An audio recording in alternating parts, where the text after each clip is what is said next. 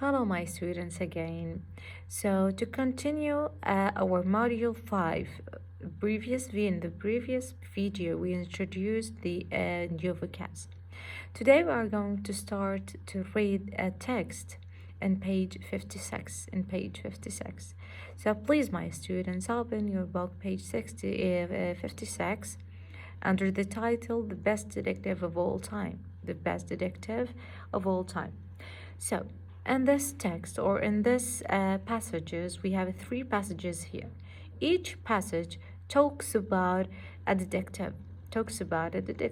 So we have 3 detectives. Okay, we need to read each one of them how they solve the crimes.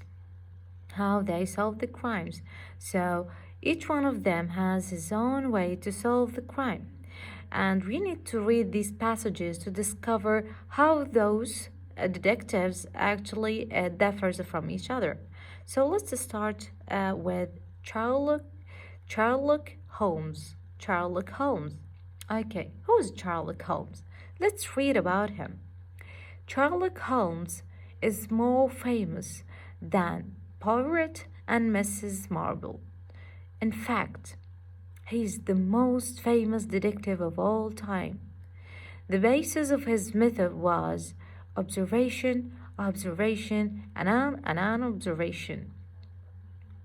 After observing an object, he made logical conclusions. So the first detective is Sherlock Holmes. He's the most famous detective in his time, and also the way he used it to discover and to solve the crime is observation. And at the end, when he observed the situation, he comes with the conclusion. This is Sherlock Holmes. Now let's go to the next detective, who is Mrs. Jane Marple. So who's Mrs. Marple? Let's read about her. Mrs. Jane Marple is less famous than Holmes or Poirot, but more pleasant than them. She didn't look like a detective at all. She lived in a small village in the country, and she used her experience of life in her village to solve crimes. She was wiser than Holmes because she was older than him. In fact, she was the oldest of the three. So Mrs. Marple, firstly, she's less famous than Holmes, and she lived in the countryside. Okay, and she her own way or her own method to solve the crime is using her long experience to solve the crime. And also she is more wise. She's wiser than Holmes. She's wiser than Holmes. Why? Because she's older than him. This is Mrs. Marple. Now, let's go to the last detective. The last one is Poirot. Who's Poirot? Was less interested in details than Holmes.